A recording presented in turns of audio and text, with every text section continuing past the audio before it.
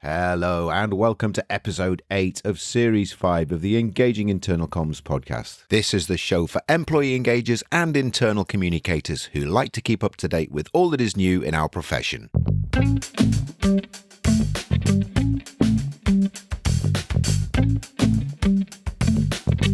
My name's Craig Smith from The Big Picture People. I'm just going to give you a quick update on what we've got coming up in the future episodes of the show.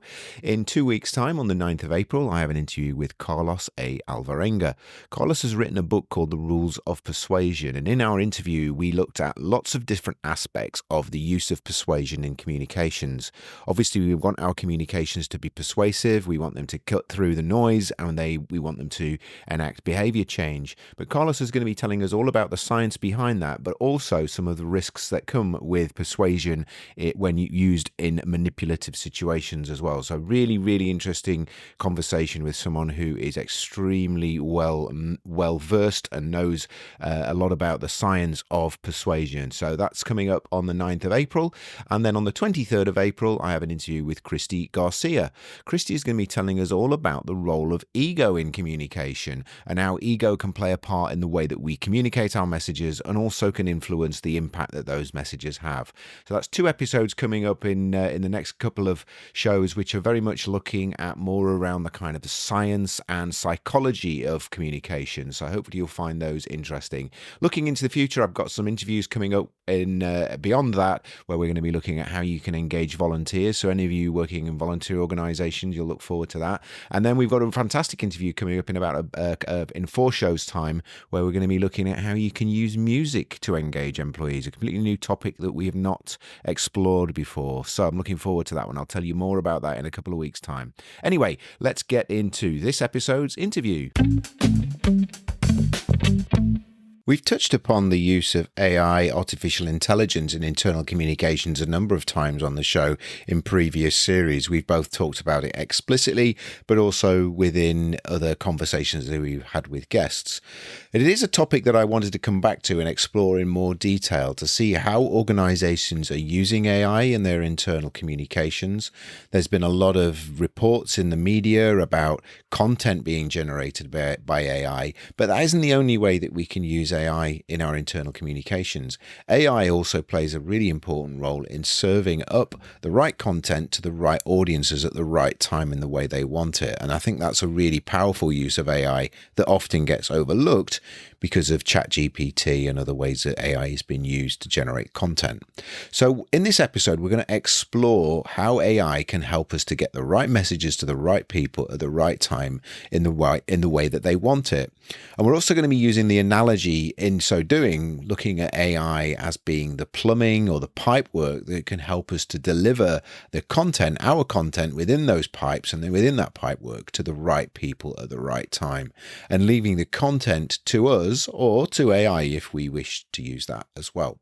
So that's what we're going to be exploring in this episode, how AI is impacting upon internal communications and how it can be also a fantastic tool for us to deliver and serve our audiences with the messages they want at the times they want them. So I hope you find this an enlightening interview. My guest today is Tarek Kamil. Tarek is CEO and founder of Circle, a tool which increases engagement and satisfaction. He leads a team who are passionate about using AI and big data to transform how organizations communicate, engage, and understand their audience. His mission is to bring intelligence and personalization to every content interaction, whether it's via email, web, or mobile. Tarek believes that AI is the secret weapon for all modern communication and is excited to share his vision and expertise with the world. So, hello, Tarek. How are you? Craig, I'm great. How are you? I'm very well, thank you. And just for our listeners, I know we've had a conversation about this before we started recording, but just for our listeners, whereabouts in the world are you, Tarek? I am located in Cincinnati, Ohio, which some know as the Queen City.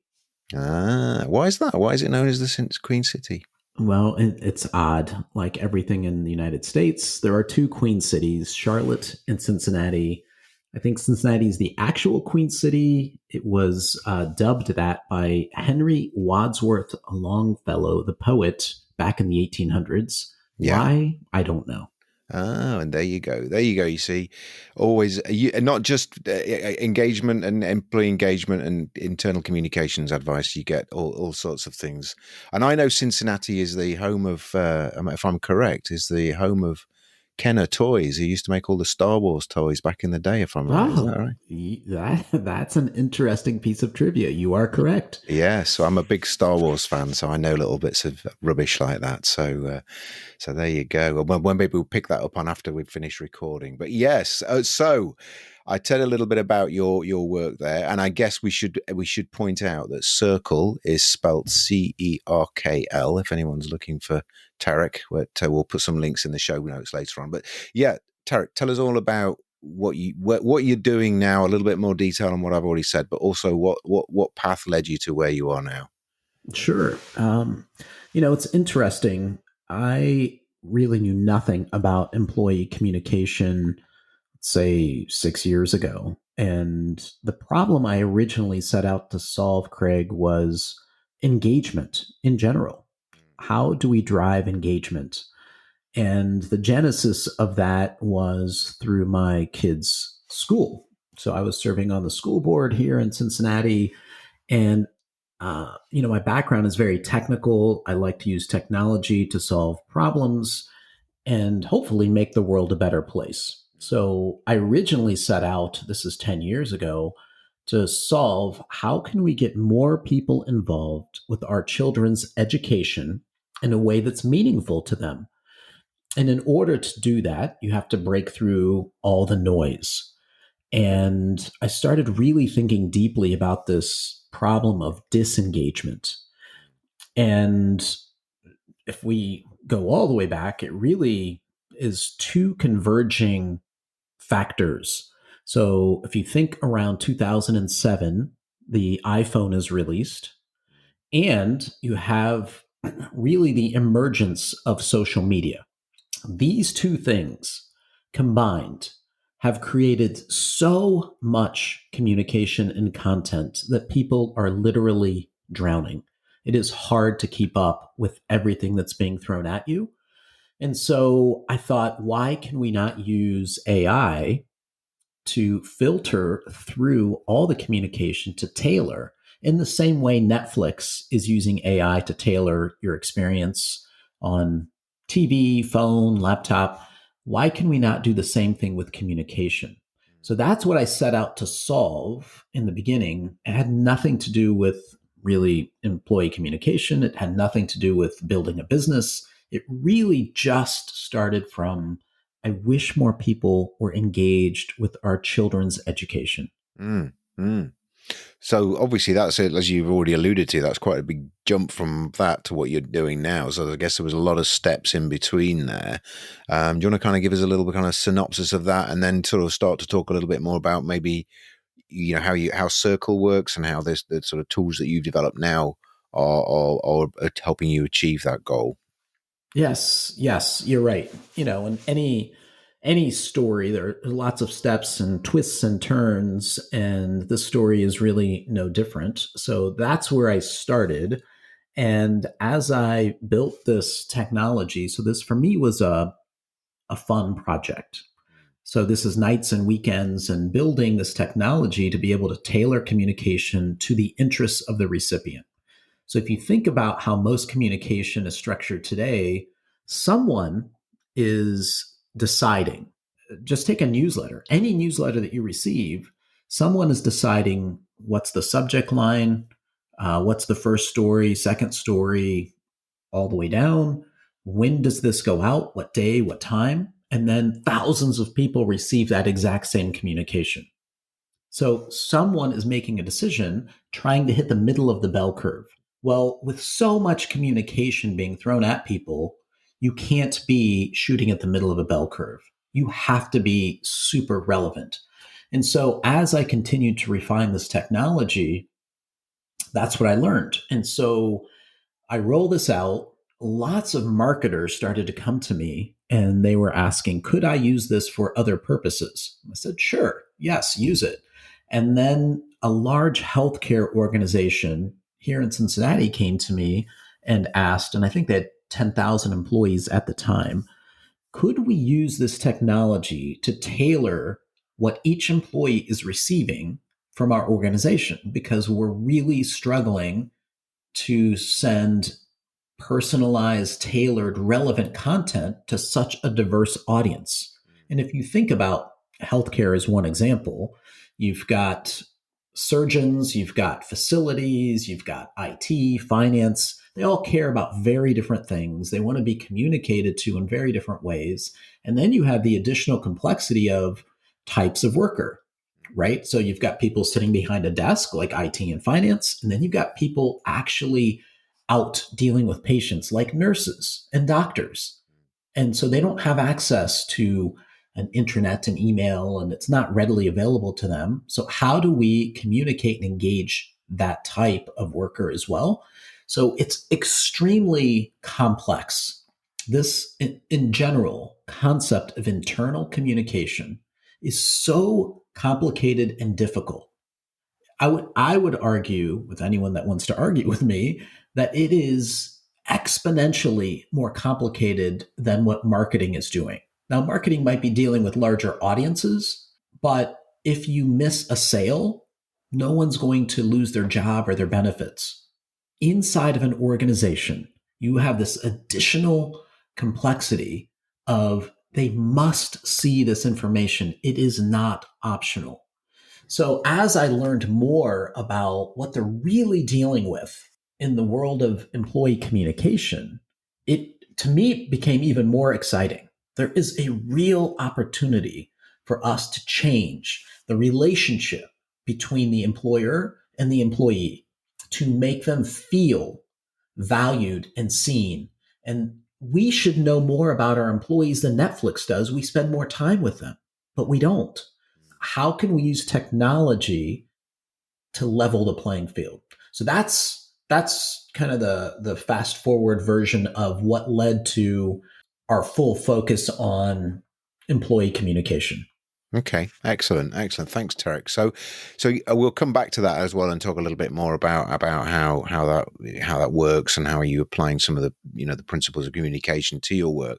Let's just maybe sort of dial back out a little bit then, and maybe think a little bit more around our AI and the different types of AI that are being used for in internal communications. But maybe start even more broadly. I mean, what is what do we mean by AI? I mean, and we all know it means artificial intelligence, I guess. But what does it mean in this context of internal comms, and what sort of different types of AI are organizations starting to use in their internal comms when it comes to AI? Not just your tool, but other forms of AI, and I guess then we can go on to talk about the pros and cons. But let's just talk more generically about AI and internal comms at the moment, please, Tarek. Absolutely. So how we think about it is there are really two classifications of communication that any organization is producing. So the first classification is I need Craig to know this piece of information. So it could have something to do with your benefits. It could be a message from the CEO. It could be product announcement, earnings announcement, new leadership change. That is not optional. That is not based on your interests. That is based on you being an employee here. You are required to understand X. Great. Then you have another bucket of content, which is optional. It's not required for you to do your job effectively. But how do we match that content with what you care about as a human being? So if I think about the definition of success, so anyone that's thinking about communication within their organization, and I said, would you say you are successful if 100% of your people are both informed and engaged? Everyone would say yes to that. Yes, if they're all informed and engaged, I'm doing a great job. Great. So the informed part is tricky. How do we make sure they've seen what they need to know? That's being informed without overwhelming them. So here's another complexity with internal communication is that you've got multiple channels almost in every company. You've got email, intranet, collaboration like Teams or Slack. You've got mobile in certain instances. newsletters, you've got all these different channels to communicate. The problem is if I'm putting the same thing everywhere, Craig will eventually start to tune me out. I've already Yeah. read that. It's not relevant to me. So they start to tune things out. We also see most organizations are overly reliant on email. The problem with that is you're sending important communication to the most congested channel of all time, which is the inbox. Everyone has access to Craig's inbox. Marketers, friends, family, you name it. And by the way, here's a message from our CEO that's going to be mixed in with everything else. So that's problematic. So when we think about kind of where can AI really make a difference? So on the need to know information, AI can play a significant role in making sure that you're not seeing repetitive information. I've already Yeah. read this here. Why are you sending me an email about something you know I've already read? So AI can handle all of that at scale. Great. The second piece is, what does Craig care about as a human being? And that's what Netflix is doing, and Amazon and Hulu and Spotify. They're all doing the same thing. They're learning about you based on your behavior, and then they're tailoring all future experiences and interactions based on what they continue to learn. Organizations, if they really want to engage at scale, have to be doing the same thing. And an example I would give is, let's say you work at a company and they're doing something in the community, giving back, volunteering, great. Well, that is not information you need to know to do your job, but there are certain workers at that company where that is going to be really powerful and meaningful because they care about giving back and volunteering. Well, that should be high priority content for that person. You might have a colleague that's maybe new to the community. It doesn't matter to them, or they're busy because they've got a young family. They don't have time. They care about very different things. So that content should be lower priority for that person. And that is where AI really shines in two aspects of solving these big problems. The first is need to know, make sure you're not seeing it in multiple channels because you've already seen it. So it's always relevant and we're not seeing repetitive information. And the second is, how do we learn about someone's interests through their behavior? So we can constantly tailor the want to know information to that person. So as we see it, AI plays massive roles in scaling both being informed and being engaged. Okay. Okay. No, that makes sense. Yeah. I mean, I always operate on the basis of communications being about what the employee wants to know and what the company wants me to know, and it's very much about getting that, helping to, like you say, your approach there fulfills that and does it in a very efficient way. So I guess your and I know it's such a broad area, and I think one of the areas that a lot of internal communicators are maybe not concerned about, but maybe, kind of looking a little bit nervously over their shoulder, perhaps, about is the generation of communications through AI. And so you're looking at serving information. What are your thoughts on using AI to actually generate content? And there's a lot of examples of this in the media at the moment. Machine written articles and videos and short content or long content as well. I mean, that's obviously not. I'm guessing that's not an area you're working in at the moment. But how do you see that panning out really in terms of its impact on internal communications? That's such a great question and very timely. So we're getting that interest from communicators around the generation of content because of ChatGPT and Bard and others that have emerged. And it is phenomenal. I mean, if you've played around with any of these tools for any amount of time, it is mind blowing how quickly we've seen advances in AI. And it's like with any new technology, it will get better over time. In the beginning, there are lots of things to be worried about, is my caution.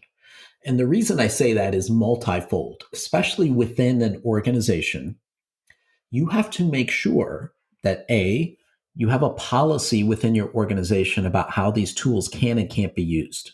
We're already hearing horror stories of people within a company and they are pasting confidential information into these tools, which those tools use to learn and can now spit that back to someone else. And it's causing issues. So I'm sure they will be able to resolve that through very walled off enterprise versions of ChatGPT and others. But number one is, do you have a policy in place? Great.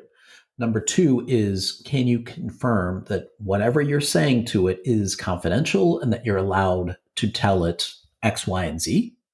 Number three, it has to be fact checked. So, with any new technology, especially like this, we've seen the news stories about misinformation. So, this was a big deal here in the United States last election around propaganda and misinformation. And that was before tools like this existed. Yeah. Now you can just, massively spin up lots and lots of content very, very quickly and spread that. The problem is it's not smart by itself. So you have to ask your question, how does it learn? It is learning based on what it's already out there on the internet and other sources. If any of that is factually incorrect, there's no way for these AI tools to know that this is actually wrong. And we're seeing examples of that where misinformation is being spread. I don't think this is ill-intentioned, but it's happening. So things that are factually incorrect are being spread. And so if you say, take a couple of things that we believe to be true, this makes the generation of content easier than it has ever been. I think everybody would agree with that. Then we're going to have more content online than we have ever had.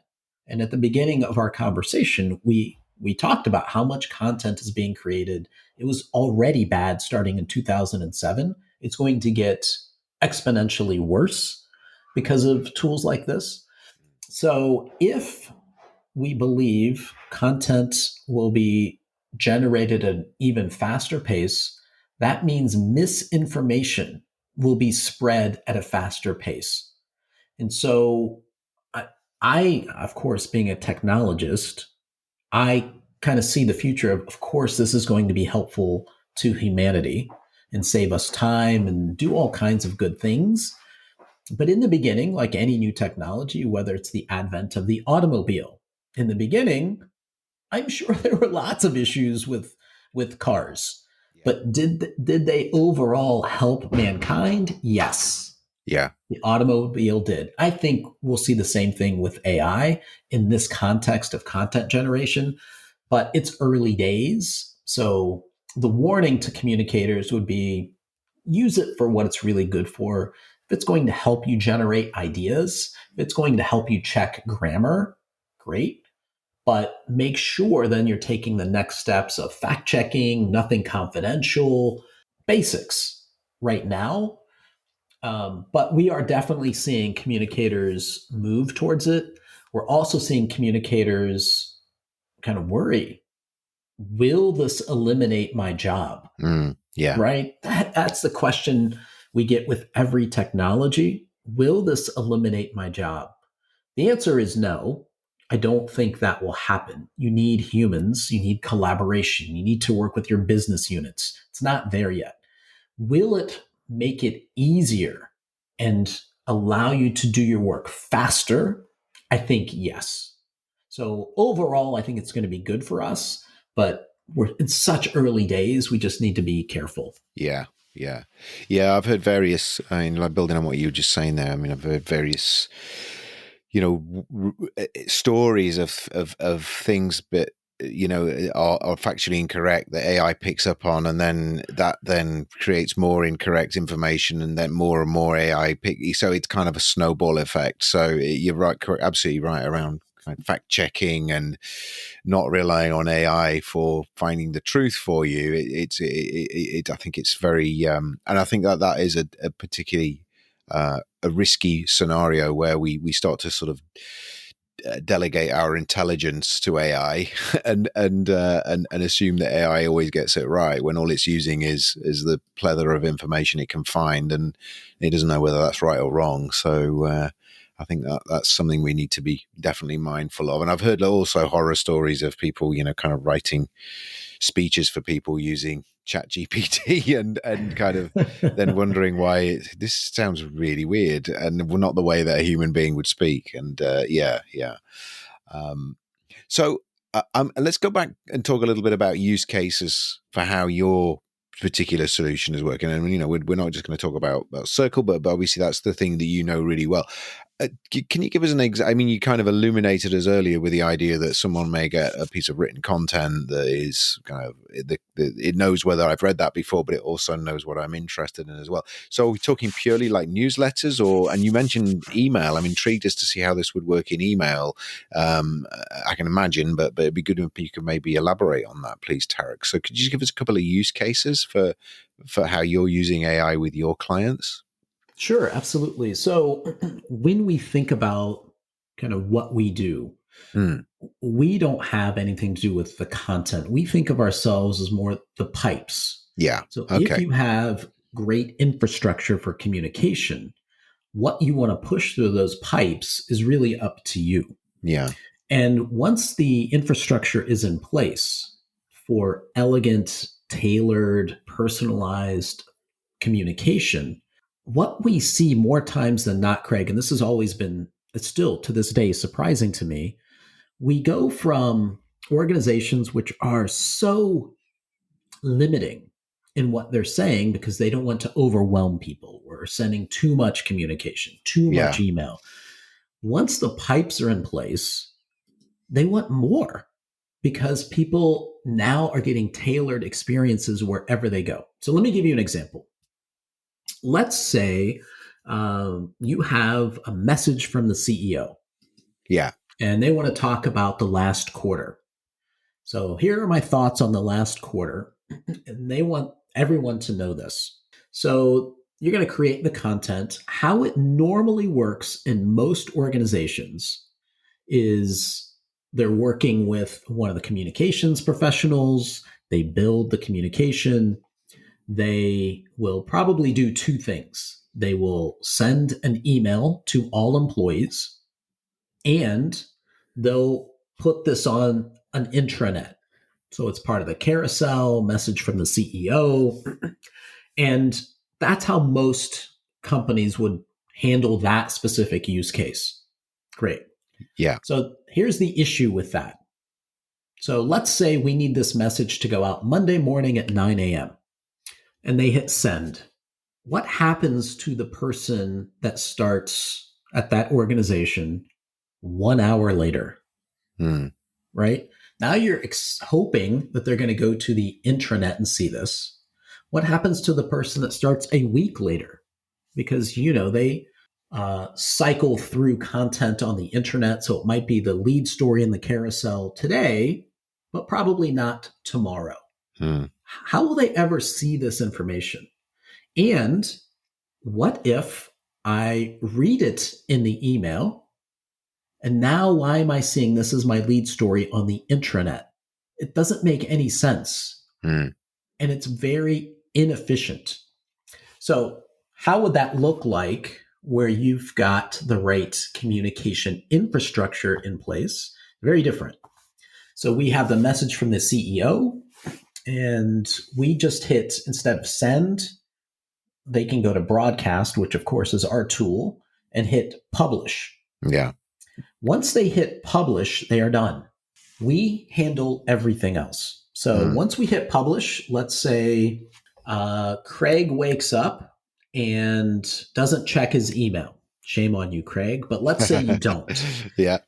And you go to get your coffee in the morning, and let's say you're checking your corporate mobile app. And there is going to be a number one in your corporate mobile app because there's something you need to see that you haven't already seen yet. And let's say you click on it there and read it while you're waiting in line for your coffee. Great. Then you're not getting the email about it because you've already read it. It's not the first thing you see on the internet because you've already read it. It's not in Teams or Slack because you've already read it. So we already know Craig has consumed what we needed him to consume. Why are we filling other channels with information he has already seen? Now, let's say you skip that. You don't check the mobile app in the morning and you go to the intranet. Great. That's your lead story. There's a number one waiting for you. Craig, there's something you need to see that you haven't already seen. If you click on it there, it's not in your newsletter, not email, it goes away in your mobile app. So how do we use AI to connect the channels to deliver a personalized experience for Craig so he's seeing the things he needs to see without filling him with redundant information? I've already read this. And here's where it gets really elegant. That issue of what happens to the employee that starts an hour later or a week later, that content automatically flows to them because the rules are true. So when someone hits publish, we're asking them, who needs to see this? So you could say all employees, you could say only employees in North America, you could say only vice presidents and above, whatever, right? So they're setting the criteria of who the audience is. They're also saying, how long is this content valid? So if our CEO is talking about last quarter, we might say, hey, this is valid for the next 3 months. Great. So anyone that starts over the next 3 months, that content automatically flows to them because it's still true. This content needs to be seen by you. You haven't seen it and it has not expired. So that way you've got new employees that are getting the information they're supposed to know. They're caught up with the existing employees. They don't feel out of date. And it's all scalable. We don't need humans to remember who are the new people that we've hired this week, this month, this quarter. It's impossible for us to keep up. So that's where AI and technology allow us to really drive engagement and understanding without overwhelming. That's the tricky part. Yeah. And can people go back to, so say I might have skimmed that article from the CEO while I was, making my cup of coffee and I want to kind of, and then go back and, hey, well, where's it gone? Is there a way to kind of, does it realize how much time you've actually spent on it and can you bookmark things or, because I guess that would be, for me, I always find that really frustrating on Facebook when I've kind of seen a post and then I kind of go away and do something and then I refresh Facebook and it's gone and I just can't find it anywhere because it's just disappeared into the ether. How do you deal with that sort of thing? Great question. And yes, it is one of the most common things that we have heard from both employers and employees is, where is that? Yeah. And it's a strain on the system. It's a strain on the communicators and HR and other folks within the organization of, oh, let me send it to you again, or let me send you a link to it. So how we think about it is that should be tailored as well. Yeah. Everything that we've talked to Craig about, he should be able to go back and find in one place, regardless of the channel that it originated on. So maybe it was an email, maybe it was in Slack or Teams, maybe it was something in the internet, maybe it was an outside piece of content where you were referenced in Forbes magazine. And we want our employees to know that. Great.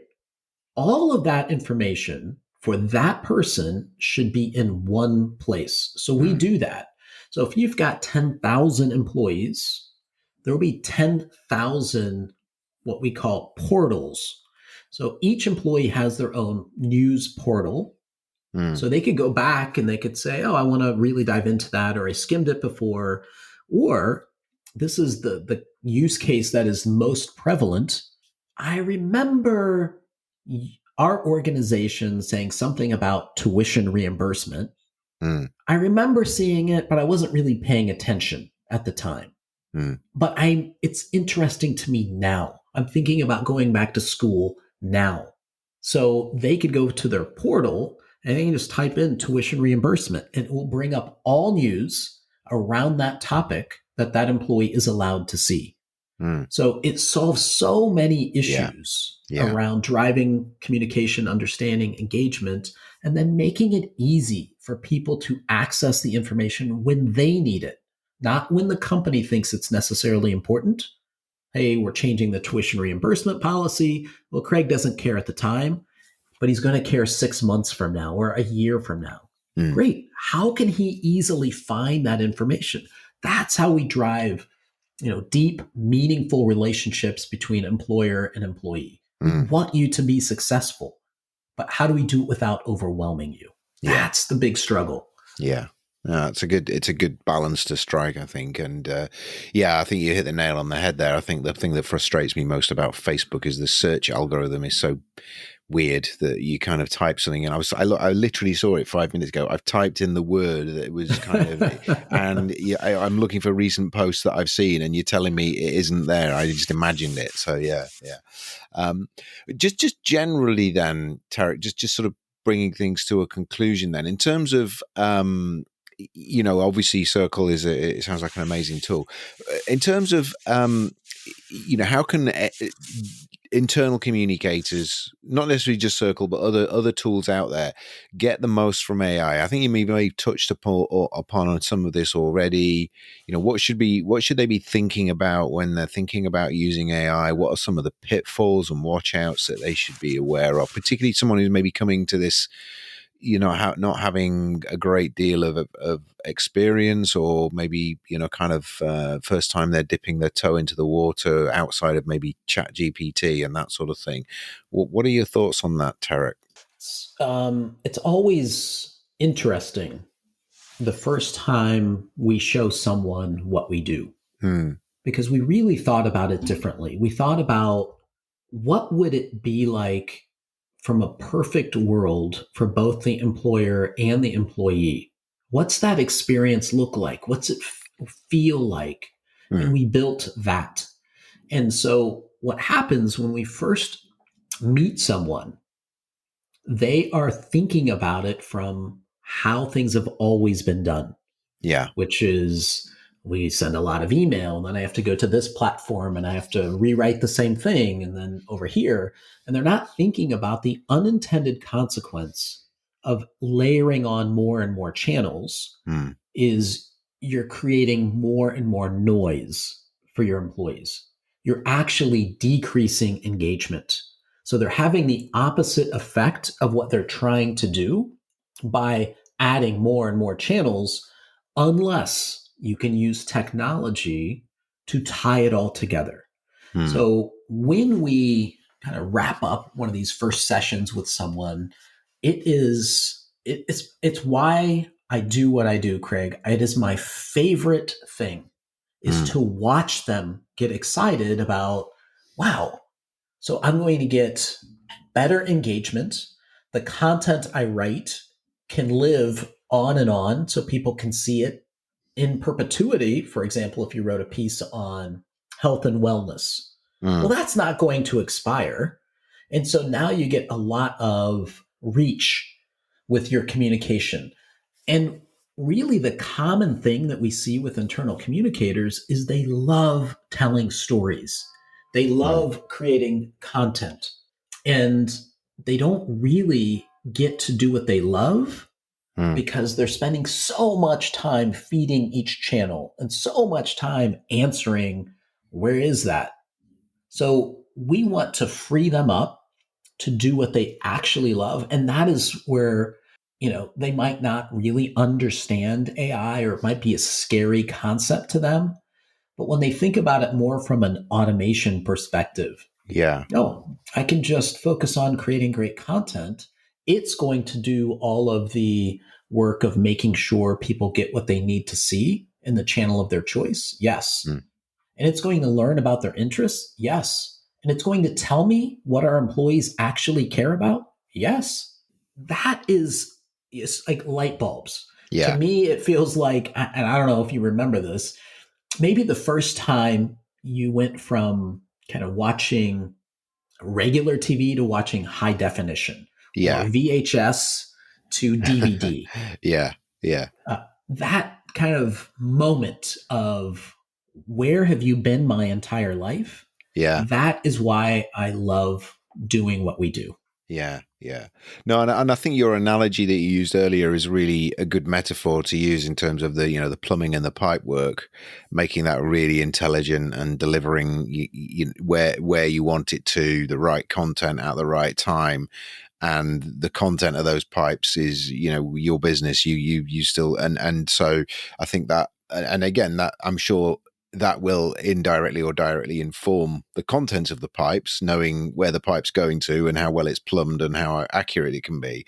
But in the long term, in the short term anyway, it's very much around delivery rather than the content itself. And I think that's a really good way of kind of differentiating those two different aspects of AI. And I think the two you get conflated at the minute, as we discussed earlier. So that's really, really helpful. So, Tarek, just finally, then, just wrapping up and summarizing. I mean, I think what you've done is you've really helped me understand, and hopefully the listeners as well understand, that sort of distinction between the way that AI can be used, and obviously you're very much into the delivery, and that's your tool, but also recognizing, some of the opportunities that presents, and you're obviously clearly very excited about that. Just in terms of finding out more about your work, I mean, we're going to put a link into your LinkedIn profile, and also to Circle itself if people want to have a look at that.